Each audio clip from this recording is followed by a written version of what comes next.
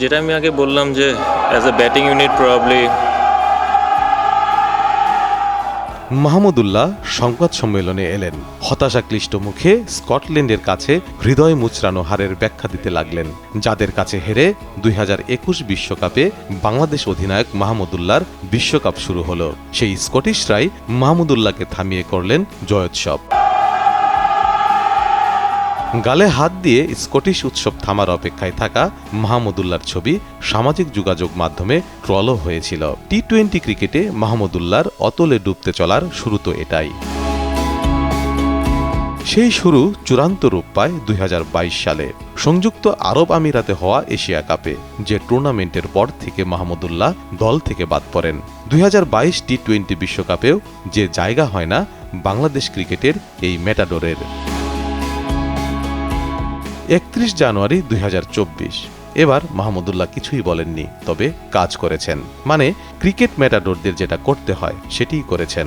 দুর্দান্ত পারফরমেন্সে কবর দিয়েছেন তাকে নিয়ে হওয়া সমালোচনার। তার পারফরমেন্স দেখে বিসিবির ক্রিকেট পরিচালনা বিভাগের প্রধান জালাল ইউনুস সরাসরি বলেছিলেন, টি-20 দলে মাহমুদুল্লাহকে নিয়ে দ্বিতীয়বার ভাবার সুযোগ নেই, অর্থাৎ তিনি এখন দলের অটো চয়েস।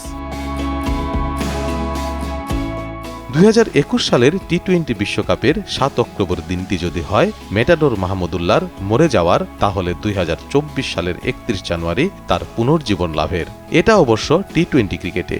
ওয়ানডেতে নতুন শুরু মাহমুদুল্লাহর হয়েছে সর্বশেষ ওয়ানডে বিশ্বকাপেই। টি-20 ক্রিকেটে মাহমুদুল্লাহ বাংলাদেশ দলে যতদিন প্রাপ্ত ছিলেন, সেই সময়ে বাংলাদেশ দল খেলেছে 25টি টি-20 ম্যাচ। এতটা সময় পর যে তিনি আবার টি-20তে ফিরবেন, তার ভিত মাহমুদুল্লাহ গড়ে রেখেছিলেন নিজের কাছে থাকা অস্ত্র দিয়ে। সেই অস্ত্র আর কিছু নয়, ওয়ানডে ক্রিকেট। 2023 বিশ্বকাপ দলের সুযোগ পেয়েছিলেন। বাংলাদেশ ব্যর্থ হলেও মাহমুদুল্লাহ ছিলেন দলের সর্বোচ্চ রান সংগ্রাহক। 7 ইনিংসে 54.66 গড়ে করেছেন 328 রান। মানে সুযোগ পেয়েই স্বরূপটা ফিরে পান বাংলাদেশ ক্রিকেটের যোদ্ধা। এরপরেও একটি প্রশ্ন থেকেই গিয়েছিল অনেকের কাছে, ওয়ানডেতে পেরেছেন, টি-20তে পারবেন তো? এই প্রশ্নের উত্তর দেওয়ার মঞ্চ হিসেবে মাহমুদুল্লাহ বেছে নেন বিপিএলকে। ফরচুন বরিশালের হয়ে 13 ইনিংসে প্রায় 30 গড়ে করেছেন 237 রান। Strike rate 134.65।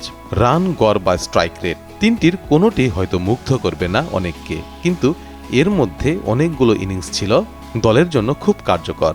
বিপিএল এর পারফরমেন্সের পরেই তার টি-20 দলে ফেরা অনেকটা নিশ্চিত হয়ে যায়। বিসিবির কর্তাদের মুখে মাহমুদুল্লাহ অটো চয়েস শব্দটি আবার উঠে আসে। এরপর আন্তর্জাতিক টি-20তে মাহমুদুল্লাহ ফেরেন গত মার্চে শ্রীলঙ্কার বিপক্ষে সিরিজ দিয়ে। অভিজ্ঞ এই ক্রিকেটারের ফেরাটাও হয় ন্যায়কোচিত। প্রথম বলে অ্যাঞ্জেলা ম্যাথুসকে ছক্কা মেরে। সেদিন বাংলাদেশকে জেতাতে না পারলেও তিনি 50 করেন 27 বলে।